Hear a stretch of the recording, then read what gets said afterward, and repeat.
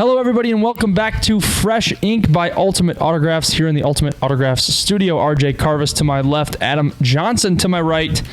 I am Donnie Rollins, and this is episode 15. 15, boys. We are really running and gunning now. That's some progress. I feel like we were just at 10. I feel like we were just doing our first one. We were young lads, and we had no clue what we were going to do. Hey, if you use the Face app, you can see how old you'll look. Yeah, that's true. Yeah. And you can get hacked by the Russians, apparently. Ranked our ass real bad. Wait, what does that mean? It's a Russian company that owns and develops it right out of St. Petersburg. So we've basically just given all of our photo and data and information to Russia willingly. Yeah, in like the terms and conditions, it says they can use your information that they gain from the app to profit and access it at any time that they would like to. Wow. So we have. I'm not ashamed. You're letting a lot of rights go. But I really wanted to know what I would look like when I was 90. I'd consider. I haven't done it yet, but we did pretty for cool. 3 hours. My wife and I last. That's great. I mean, I was stealing people's pictures off of Facebook and I would do it and then just send it to them. And the best part, you do it, you save it, you do it again, and you double age them. Oh. You get even older. You start looking like the Crypt Keeper after like 3 years. Oh, God. Really gross. That's pretty crazy. Check that out. Yeah, I'll give my information. I want to see what I look like. Yeah, it's really worth it. Yeah. So Small price for today's episode, we're going to talk a little bit about some current NBA stuff. Talked about Russell Westbrook last week. We were all very off as he went to the Houston Rockets to play with James Harden. I guessed the Miami Heat. RJ was wrong with the Sixers. Inaccurate. Yeah. And you guessed? I did. I said New York Knicks. Right. Yeah, but I leaned towards the Heat. That was my right. So we did end up going to the Rockets, which will sort of transition us into our first topic. We're going to talk about the new NBA duos trend that's going on right now in the league. It seemed to go from super teams to dynamic duos now in the NBA for the most part. I mean, there's still super teams, and if you're not on a super team, you have zero chance of winning at this point in the NBA. Hashtag and then the league. Right. And then we're going to talk a little bit about autograph scandals at the end of this episode. And we talked a little bit about it before the podcast. Like, what kind of boundaries can we cross? We're going to cross them all. We need to check. We're going to cross. Fact check first. If you guys haven't, figured out, we're trying to really grow our listenership. Right. And with that being said, we're gonna go ahead and cancel boundaries. We're going to go ahead and lie a ton. We are going to shatter the lines of journalism. There's a Wikipedia of correct sports knowledge. Everything. Correct. Knowledge. So new for the NBA are these new dynamic duos. To name a couple big ones that happened in the offseason, Kawhi and Paul George for the Clippers, LeBron James and Anthony Davis for the Lakers, Kyrie Irving, Kevin Durant for the Nets. I mean, the list is... Asterisk because Kevin Durant's not playing. Right. He's out for the entire year. Giannis and Middleton's another one on the Bucks. Not new, but still extremely good for a dynamic duo. Those guys are fantastic. Under the radar duo. Russell Westbrook and James Harden. And then we have Donovan Mitchell and Mike Conley is a new one. Mike Conley, I think, is a pretty good point guard. Don't laugh. Okay. Because I think the Jazz make a big splash this year. I think they'll be good. Mike Conley's... Isn't there anyone else on that team who's a little better than him? I mean, who else do they have on that team? Yeah. Favors is still on that team? Rudy Gobert's pretty good. I'd do Gobert and Mitchell over Conley all You day. think so? Yeah. I just think Conley is... The Stifle Tower, dude? Yeah. The Stifle Tower. Dude, yeah, the French guy? Come on.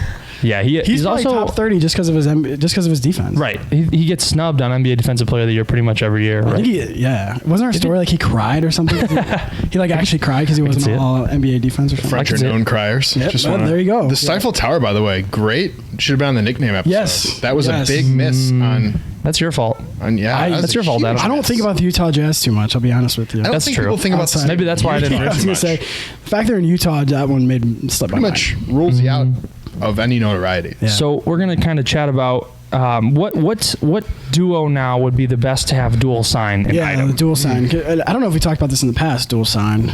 Not specifically NBA, at least. We haven't. But now it's like you said, it's the summer of duos, just with all the free agency and trades and stuff.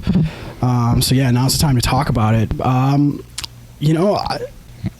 don't want to go with the easy route, because you named a lot of really good ones, which, I mean, I think that's, to the average fan, those are pretty obvious. We talked a little bit off camera. I like Buddy Hield and De'Aaron Fox. For the Kings. I'm going to go off the radar here and give those two some credit. Harrison Barnes is back there as well, so I know that's not a duo, that's more of a trio, but pick two of the three and you got a nice little duo there. I like those guys. They don't get a lot of love in Sacramento, but I think this might be the year they creep into the playoffs. And all those guys are 25 and under. Harrison Barnes might be there at 25, but a couple young guns on there that I would be investing in now because of their potential and age. Mm-hmm. I like the old Giannis and Chris. Yeah. Chris I Middleton. really put emphasis on the H. Chris with a K and the H. I mean, they've proven that they can be good together already. Absolutely. And I mean, add another MVP to the state of Wisconsin. You add an Aaron Rodgers autograph on top of that. Wow. As a That was a partial very owner. odd item. That's a part as a minority owner. Talk about dual, yeah. you spice that up. You know, we know. What do you have them sign? What don't you have them sign? That's the question. You want Aaron Rodgers to sign a Giannis and Maybe Chris I want Middleton Giannis item? and Middleton on a football helmet. Make a Milwaukee Bucks football. That's helmet. We've weird. seen it. We've seen Yeah. Lakers. We've seen Do it Lakers all. Magic Johnson If you helmets. call us, we'll make it for you. Just want to throw it in there right now. Yeah, I mean, there's probably card series too out there that mix sports. Sure. That'd be kind of cool. 2 MVPs. That's a good point. That's a very odd dual sign. Not Right. NBA, but that'd be cool. I mean, it'd be worth something for sure. Well, who's your pick? You go obvious and say LeBron and Anthony. No, I'm not. I'm gonna go with an item that will have tremendous value throughout the end of these guys' careers, and I'm gonna go with Steph and Klay Thompson. Oh yeah, I think, you didn't even mention them either. I think it is the best duo, preferably or probably in sports history. And going back to the nickname, the Splash Brothers, Right. The nickname of the duo is Right. something you don't see often. Correct. Especially and I one think that's cool. That even if they kind of split up at the end of their careers, even though Klay just signed a massive extension with them, and Steph will probably play with them forever because he's an icon over there in Golden State. That autograph value probably never dies. And if you have something signed by both of those guys, I think that stuff really never depreciates in value. So I think the Steph and Klay duo is great. The reason I didn't pick LeBron and Anthony Davis is because LeBron hasn't played with the Lakers his whole career. He hasn't done anything with the Lakers yet. Yeah, true. Anthony Davis is so sporadic in what he wants to do. So I just don't know with those two. I'm not really sold on them until I kind of watch them play and see how exciting they are. But as soon as they start throwing alley-oops to each other and stuff, it's going to be pretty exciting, and I'll probably want something signed by both of them. I think LeBron's years in LA will be forgettable. I think those are going to be the forgettable years. That's Michael the ones Jordan where it was Wizards? Correct. it's just the kind of Scottie like, Pippen that was Yes. that was a thing that happened. Karl Malone Laker years, Because everyone knows that I like LeBron that. moved to LA to be closer to Hollywood and movie opportunities. which is a fair point. I mean, he won 2 Facts. championships. You know, he's got whatever he wants. I don't fault him for going to LA. No, he did what he had to do in Cleveland. But yeah, I mean, Grow your brand. his mind is. His mind is already on the business part. Yeah, He wants to sit on sure. the sidelines, drink wine, and be in movies. Yeah, that's fair. Did And- you see going kind of like, with the jersey chaser autograph mentality? LeBron was going to give Anthony Davis number 23, and then Nike said no. Like, Yeah. dude, no. Like, we have way too much money already invested in all your apparel and jerseys and whatnot. Like, we're not just going to switch you back to a number and then switch Anthony Davis to another number. No. So Anthony Right. Davis is he wearing 6? He's wearing number 3. 3. Yeah, okay. He's wearing 3. But Nike was like, no. Like, Yeah. you're keeping 23 because Right. you've already invested way too much. Which, as a collector, I would be kind of pissed if I was like, put all that money into something LeBron James 23 jersey. You could spin it and be like, oh, he only wore it for 1 year. I'm a true fan, whatever. But yeah, if all of a sudden he switches back to 6 and you have LeBron James 23 Lakers, it's like, oh man, now I got to get another Right. one. And you got to get another crap. framed LeBron jersey, Right. which probably costs you a mortgage payment and a half. Exactly. So it's like, yeah, I think it's a smart move for Nike to tell him to keep his 23, and I think that helps LeBron collectors in general, because then they don't have to double up now on Right. his number. That's a good point. Whatever stuff. So It's kind of like interesting. a Kobe Bryant thing. He wore 8 and 24. Yeah, exactly. Right. At least so, he was halfway, almost like right. 60% It was a through his little career, bit so- half and half, so you have more time frame to work with him Right. wearing 8 and him wearing 24. But if you're a collector of Kobe, you got to have both. Right, and that's just it. It's like, oh, now you got to have a number 8 and a number 24 jersey. It's Right. like, dude, they're already expensive for one of them. If you're a true fan. If you're a true Lakers fan, you could have Kobe, LeBron, and LeBron, and 4 different number jerseys Right. for your team. Yeah. It's Question: Which ridiculous. number does he wear for the Toon Squad? He will wear 23. I'm calling 6. What did Michael Jordan wear? 23. I'm calling he wears 6. You can't wear 23 then. He's not going to wear. He wears 6. He'll wear Why did he 23. go 6? Why did he wear 6 in Miami? Because he's something about not wanting to be Jordan, right? Right. It was That was his something whole like- thing. He wanted to separate himself from Jordan. Yeah. But was there a significance to like 6 instead of like 5 or I 7? don't know. I'm not sure. 21 or something. 2 plus 3 plus 1 new 2 times 3. opportunity. What Did are they the guarantee was- 6 championships? Oh yeah, they're like not 1, not 2, not. Yeah, that was a great. So maybe that's Remember how the they changed decision? it. Dear God, Yeah, that What a was fun night. what a weird night. bad. That was A bad. dark time for everyone. Yeah. That was really, because I think there was like 8 fan bases hoping. Right. None of them were Miami because nobody was actually a Heat fan until he went there. Right. Then they had Dwayne Wade. I don't even think they watched. So. And then, I mean, I'm still a Bulls fan. I was like, he might go to Chicago. There's potentially a 1% chance that he takes the route and goes to the Bulls, and I would be the biggest LeBron fan ever. Yeah, because the dominoes would fall too. Because I think Bosh and Wade were still like out there too. So it was like, oh, if you get one of them, you're gonna get the other. And sure enough, Bulls got screwed just like everyone else. But well, the Bulls screwed themselves. They have the Bulls screwed themselves a lot. Basketball. Yeah, maybe.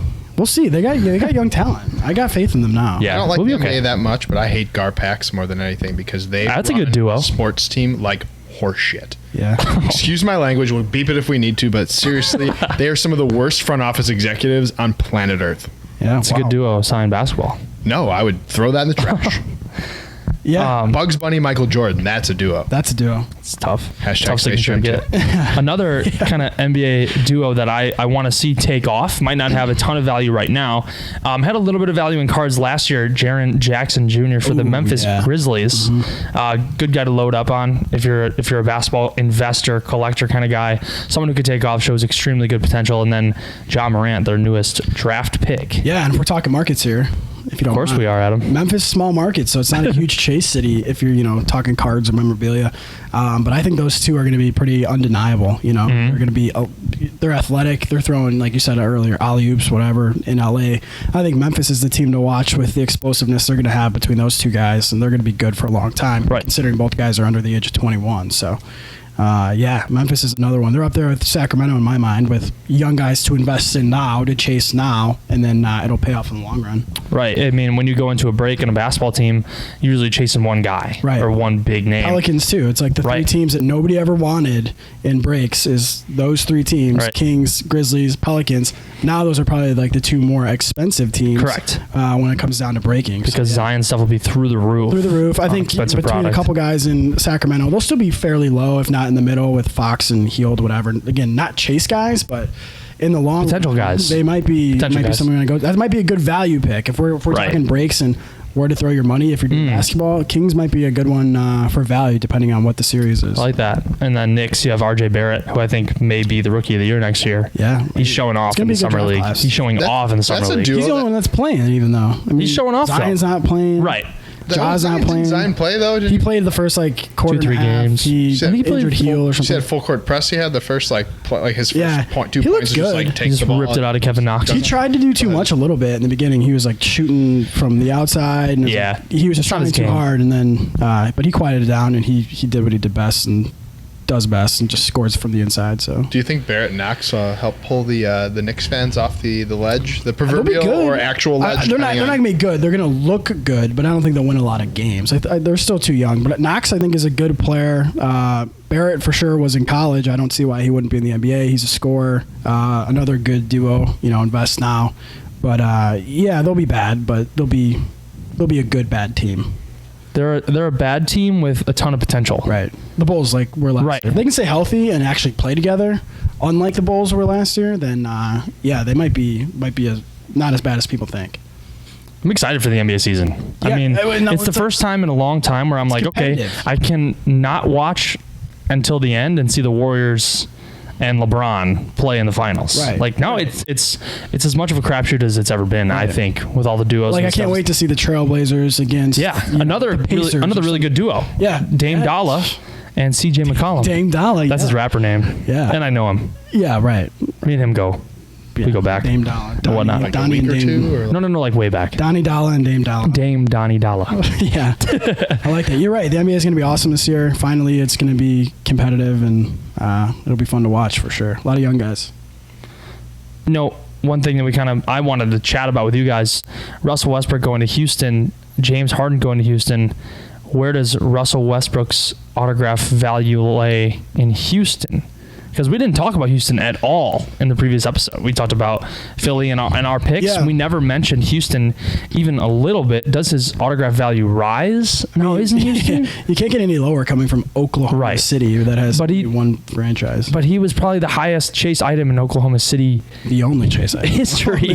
Yeah. Other than like old Kevin Durant stuff. I don't know. I still think he sits behind, now that he's in Houston, I still think his value sits behind James Harden. I think Harden's the number one still. 100%. Even though it was vice versa back in the day. Harden coming off the bench, Westbrook was a star. Right. Now I think the tables have turned. Westbrook won't be coming off the bench, but I still think he plays as number 2 to Harden. That's Harden's team. It's been for the last half decade. So he takes 40 shots a game. Yeah. And that's going to be a lot of shots between two guys. Right. But it'll be interesting. I think it goes up, but I don't think it's quite at the level of Harden. You know, if you take Harden's value. That's fair. He's right in the middle. That's right fair. in between there. Because they both got traded from the same team to the same team. Right. So you think Harden's value is still higher?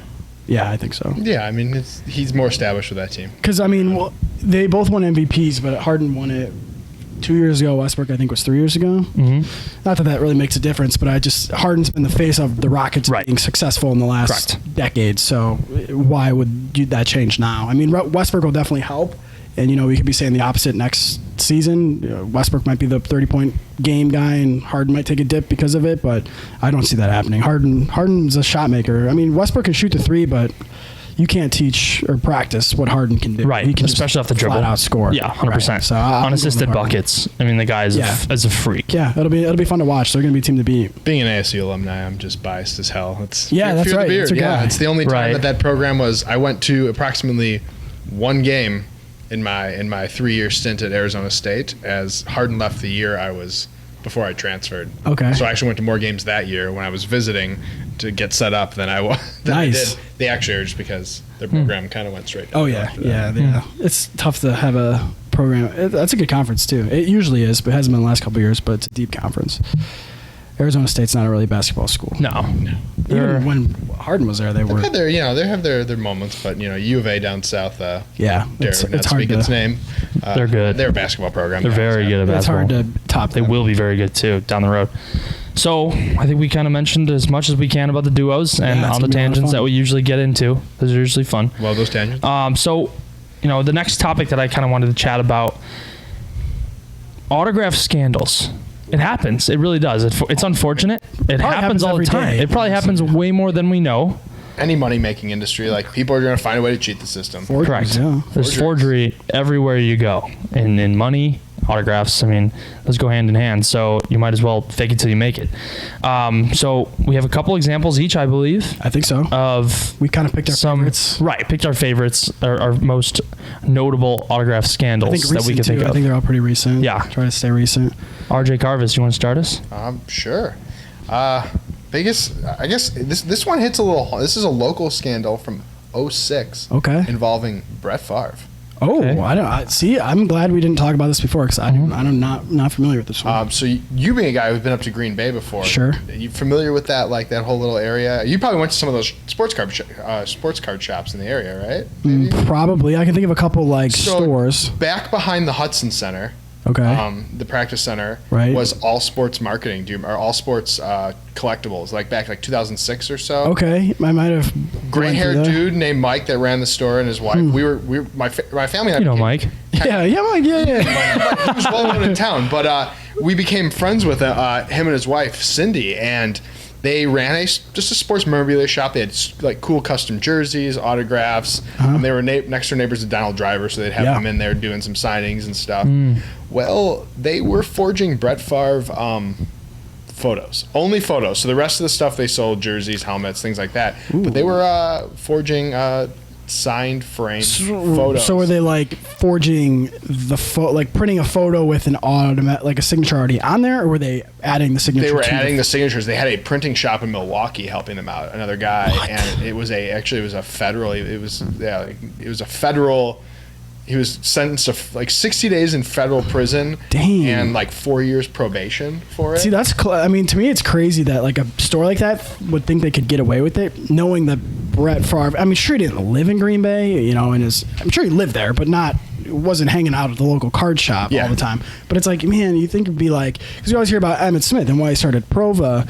You know, one of the stories was he was walking through a mall or store and he saw a memorabilia that he knew he didn't sign in the window, and that always, you know, ticked him off. So he went ahead and helped start Prova for authentication and stuff. But it's like, you think Brett Favre would see at some point, be like, I don't think I ever signed his photos, especially from a store that is in Green Bay, right down the street. It's literally on the back side of the practice facility. Yeah, so it's pretty cool. That shop, I mean, we used to go in there.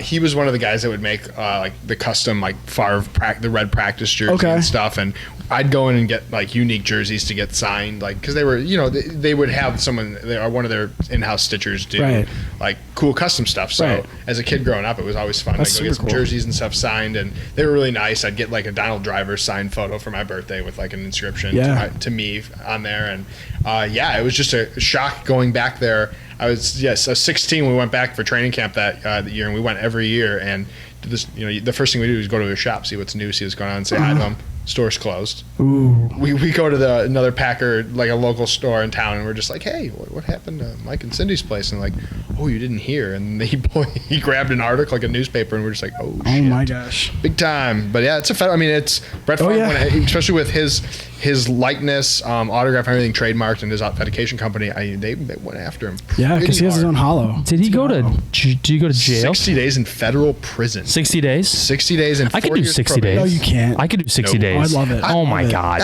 A federal prison though, federal's not that bad, right? I don't know. Bad, or is that I think federal's bad. Federal's the real bad. Like that sounds serious. 60 days. That's pretty serious. I could do 60 days. A lot could happen in 60 days. Dude.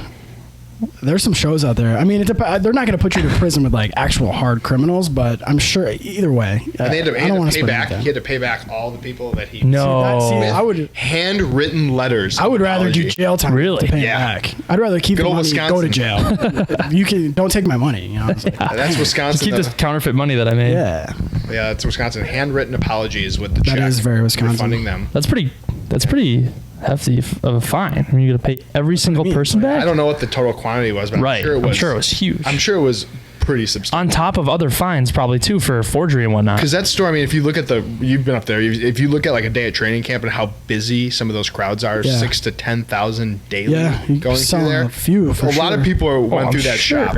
I'm gonna have to ask about that because I got relatives up there and we're up there all the time. Yeah, the Van Lannen family. Sorry for the bad PR, but fuck. Holy shit, dude. Sorry, guys. Throw them into the fire. We're gonna get a knock if you on the Google door. It, you'll figure it out real quick. We're gonna get a brick through the window. I think they ruined their name in that community. Oh, okay, so they're long. Sure. All right. So we'll ruin their name and ours. Beautiful. I'm excited. I'm gonna have to check that one out. Go ahead. Okay, I'm gonna do one that's pretty recent, 2017. The Dak Prescott auto pen. Arguably the biggest one. Woof. That was the biggest one. The biggest one that I've heard of. The one that I've heard is when working in this industry, this was the first one that came to my mind.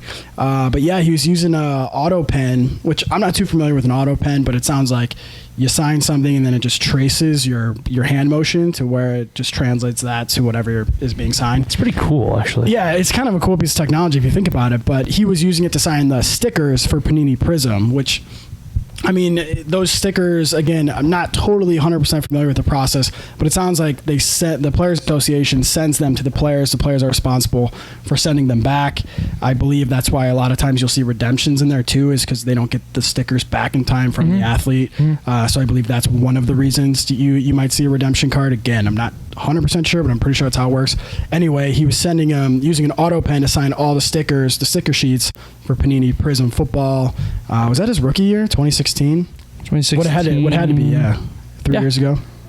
And so that, I mean, he's a huge chase guy.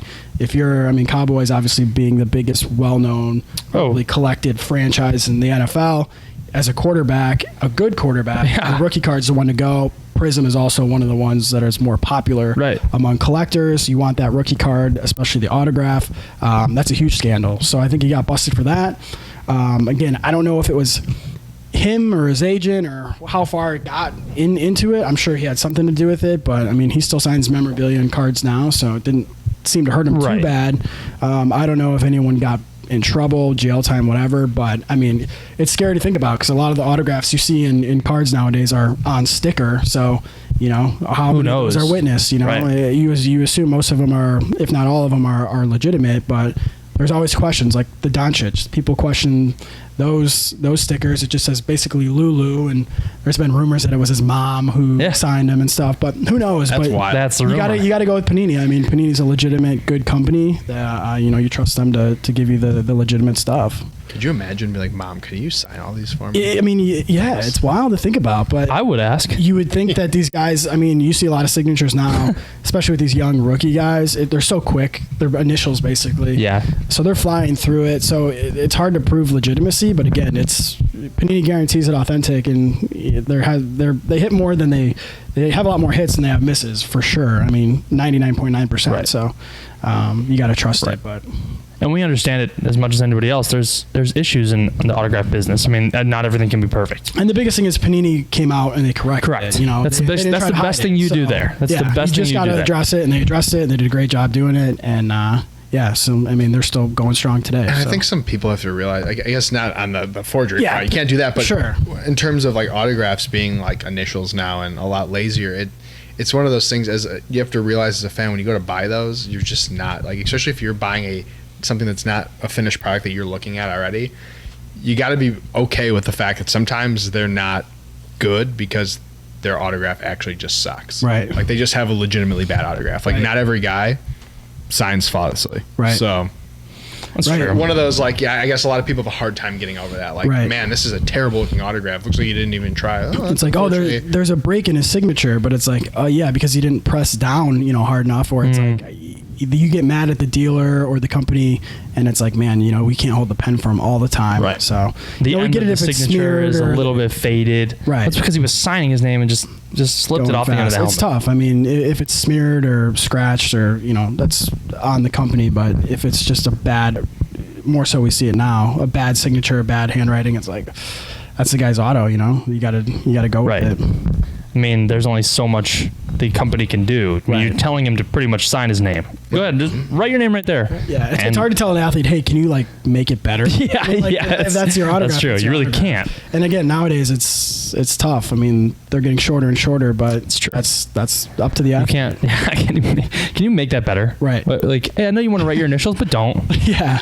Do us a favor. Spell it out. Don't do that. Spell it out. What's your name? Yeah, put that right there. Yeah.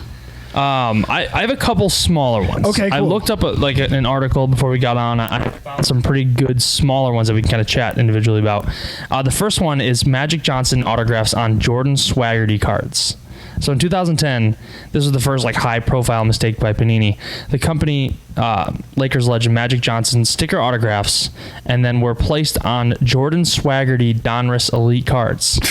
And Swaggerty never made it out of AA, and Panini ended up wasting 905 Magic Johnson autographs. Well, okay, so Jordan Swaggerty was a baseball player. Jordan Swaggerty is a pitcher. Whoa. It was a pitcher. Right. And so it was a prospect. It was a prospect pitcher, and the product was for pretty much futures only. Elite, right. And rookie heavy. And Jordan Swaggerty had an autograph on there, and the sticker autograph was from Magic Johnson. Magic Johnson's sticker sheet. Oh, that's crazy. Yeah. So what is?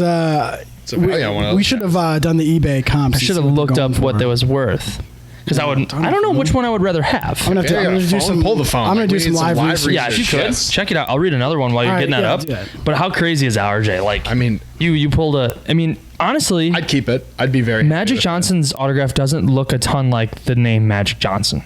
So no, it doesn't. Do you have the picture? I do have a picture in my hand here. Let's throw it over here. Maybe we can put a graphic up on the screen of that. But Magic Johnson's autograph is a little bit not like Magic Johnson. So if you saw that and you're like, okay, that could be Travis Swaggerty. I mean, I would just look at it and be like, yeah, I wouldn't, you wouldn't be like, oh, Magic Johnson. That's, Correct. I wouldn't, I would be like, that doesn't, okay. Right.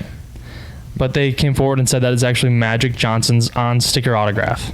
Wow, I'm surprised because, okay, they actually have a Jordan Swaggerty one and they don't look anything alike. Like the Jordan Swaggerty one, you can clearly see the J and that the is, S. if you want to pass that around, show and tell here, that is legit. That's basically what I'm looking at. There's buy it nows right now, 50 out of 50 for $30. That are Magic Johnson's autograph? Yeah, it's Magic. It's basically that card, 50 out of 50. I would get one of those. I wonder if some of those people, is it listed? Do they know that that's a mistake? I would hope so, because I would don't bet know. that there's somebody selling that does not. Is it realize. listed on eBay as a misprint? 2010 Donruss Elite Extra Edition Jordan Swaggerty Magic Johnson Auto Air quantity. I don't know. That's pretty cool. It's interesting because like to 450 out of it's $30. I wouldn't think it would devalue, in my opinion, Magic. I guess I don't know the value of Magic Johnson's autograph. It's not crazy. He does sign a lot. I mean, it's still, you could probably get a jersey or whatever, a ball for right around $100, maybe even less. So then $35.40 on a card, misprinted card, it's probably about not his card. I think that's even better. I think it's so cool. I'm a huge fan of that kind of stuff. It's very weird. I haven't Oddities and collected things like that. cards in forever, but that's something like That's I put on my desk and be like, this is a talking piece. Like this is something. This is like, really cool. Look at this. Yeah.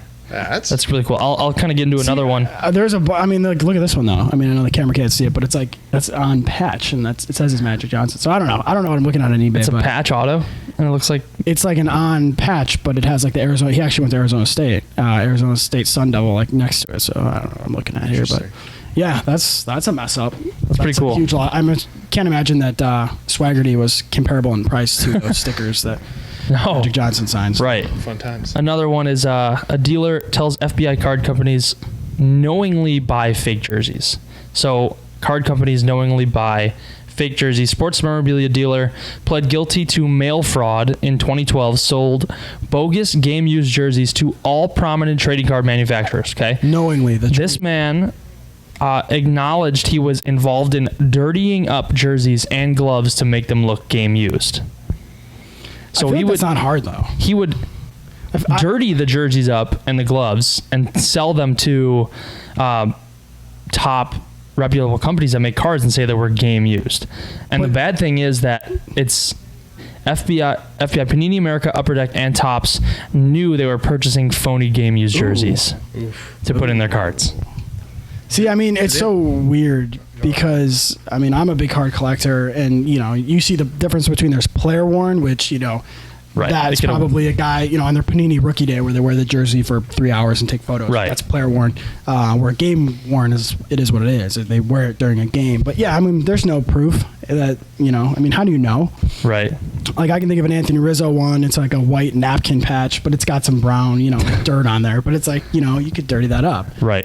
Why even buy it then? Like, why even go out and buy it if you're just knowingly buying a fake one that's already dirty, just dirtied up yourself? I don't know. That's bizarre. If I was Panini, I would just cut out the middleman, buy a Fanatics Cubs jersey, dirty it up myself, and then there's no trace. There's no trace. Right. Or if you're going to do it right, like transaction. why wouldn't you just partner with MLB Authentics, whatever, and get the right stuff straight out of because I mean I've working in baseball, those guys are like in the locker room after all-star games, things like stickering, just back at JSA, whatever, they're in there, like that thing comes off the player into the hands of MLB Authentics. What was I watching this year? And I'll never remember what it is. But something happened to where it was a ball or something, and they rolled it. And there's a guy sitting right by the dugout, and he just picks it up, and they put the MLB holo on it right there, and it's ready to go. I think at games now, if you catch a foul ball or like a game foul ball, you can They'll go to an authenticate it. MLB Authentic stand, and they'll authenticate it and pretty pop cool. the serial number in, so you can know the game, and if you remember, they can even put the pitch and the Oh, that's I cool. thought about stuff that in last there, night because to timestamp it, Kyle Schwarber hit a walk-off homer against the Reds, and the guy was going crazy that he caught the home run ball. In my head, I'm like, oh, that's sweet. Obviously, it's game, 82 of the season. Who cares that the Cubs won? But how could you ever resell that? Because how could you ever prove it was that? But if you got I it that way, believe that'd be I don't know if it's free or not, but That would be pretty cool. I would do that. for that. Because MLB Authentics has a stand now at every single stadium. That's cool. So, and it's just the Babe Ruth game worn jersey cards. Right. What I always want to know, did you really just cut up a freaking That's Babe true, Ruth too. jersey?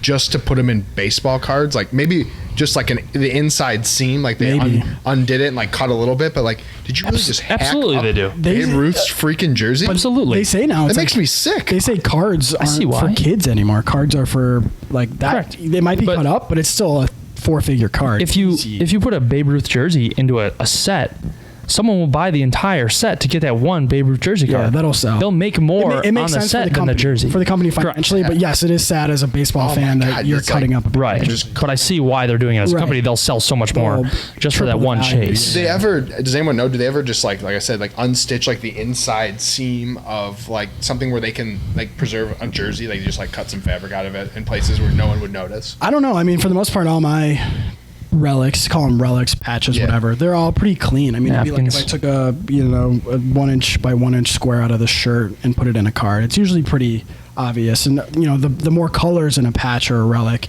the higher the value. So like the higher value series you see, you'll get like the name bar where it'll be like jersey, color of the name, color of the name, color, 3 color like patch. four or 5 color patch. So the higher end series have the more colored patches. Or like letters from the names. Yeah, the name bar, huge logo, Right. A lot of people do like the NFL Shield, the 1-of-1s, or the NFL Shield on the jersey. That's like the big chase. It's good. That brings me actually into the next scandal that I've got. Love it. We have to circle back off camera about that last topic because that's wild. I mean, all the cards that we collect, it's like, how many of those were fake? Right. How many of those are fake? I'm gonna have to do a little more research on that. Right. So the next one is from 2015 National Treasures, a Whitey Ford 1-of-1 game used card featuring a Majestic logo. Okay. Oh my. Now the problem being that Majestic began making jerseys for the MLB in 1982. Wow, that's a lot earlier than I thought. So a 1-of-1 game used Whitey Ford Majestic logo jersey card. And Ford retired in 1967. Wow. So it was like another 15 years that he was retired that they started making jerseys, but they had a 1-of-1 game. That's an expensive card. Anything 1-of-1. Especially with a patch on, like a Majestic logo. That stuff goes for big money. That's so sad. Wow. And that's funny. And that was Topps? That was National Treasure, so Panini. Wow, okay. So Panini's like on this thing like 3 times. They're like 4 for 4. It makes you wonder, like, who's in charge of that decision, because they clearly have no, like, any sports quality fan, control. You should be able, like, any collector, you should be able to make, if you were in that position, a snap judgment like that's not right. I mean, what comes to mind here, where it's like we'll have stuff come through here, and we're seeing hundreds and hundreds and hundreds of them, where one little thing might fall through the cracks, and it's still on us, but it falls through the cracks. But it's like, this is a 1-of-1. This is like one of your primo cards that are going in the set. I get if your number 2 of 499 card slips through the cracks and this happens, but you think you'd at least quality control check the 1-of-1s before you put those in a series. It's like, man, that's, especially a guy that old, that's tough. That's tough. Right. I mean, you gotta check that maybe once. It's not a common card. Check the real high-end stuff. Right. That just blows my mind. Right. Another one from Panini. This will be the last one. I think this is kind of interesting, too, talking about basketball a little bit today. 2016 Flawless, a 1-of-1 Kristaps Porzingis Logo Man card. So now, these go for...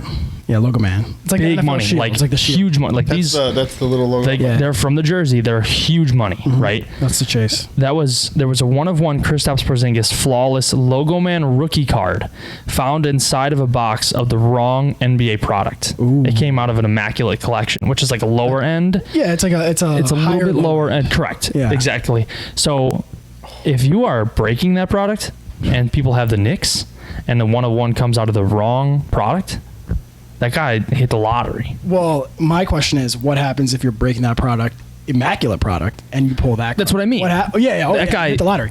Right. I thought you were more saying like if you're breaking the product, it's supposed to be breaking the Flawless, and it comes out of immaculate, people are gonna be like, "Yo, wow!" I'm curious to know what that. So is that like the only? I'm sure you don't have the info in front of you, but was that the only NT card that was in immaculate? Like that's the only one. Like if they opened up that immaculate box, was that the only random National Treasure card in there? Yeah, that's what it seemed to be. No. There's a picture. It's all immaculate stuff, and then just one Logo Man Porzingis in the middle. Don't they sell like $40 boxes of immaculate in like Target and stuff? Yeah, they do. Oh man! But those sell for like over $10,000. Yeah. I've seen the Logo Man ones go for $10,000, especially plus. his rookie year when he was like through the roof. Yep, absolutely. Unicorn That card is easily over $10,000 if you want it, and it came out of the wrong product. Wow, I thought that was awesome. So Panini again.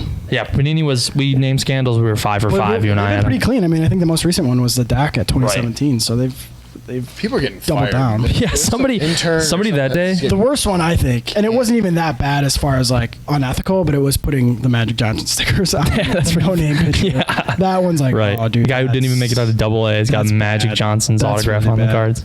I love these. I think we gotta get a few of those. I think we need to. I kind of want one. Like, is that they're $30? That's pretty reasonable. I'm gonna go on eBay and get for a Magic Johnson. There you go. I just sold you on the card. There's my first relic card was a Dikembe Mutombo 2001 NBA Finals Ooh, that's pretty cool. black home Ooh, napkin. napkin. Mine napkin as well, but it was like a grayish blue. I don't know why I remember this, but I'll never forget it. It was an Andres Galarraga booklet. And like, Really? dude, I still have it, and it's probably beat up because it's probably been rolling around in a drawer for so long. And it was like a passport. It was supposed to look like a passport because he's like an international guy. Right. So you like open it up, and it looks like a passport on the inside, but it has like a jersey patch. It's like a little blue gray patch, and it says like whatever international something. But yeah, Andres Galarraga. I was. What was his nickname? Andres Galarraga. He had a nickname, didn't he? He was a little like he just started. His career ended right when I was like a kid. I don't remember, but he did have a good one. Pretty decent nickname. I was like 12 when I got that too. I was so That's excited. good memory. Yeah, relics back then, especially memory. even napkins. You're like, Jersey oh my cards. god. That came I out love that you call them napkins now all Napkins, the time. You don't even white refer to them as napkins, white red color. napkins. One color patch. One color patch napkin. Napkin patch. I don't remember if it was the National or if it was the Sun Times Sports Show. That's where I bought the pack of cards that had it in there, and I didn't buy a box.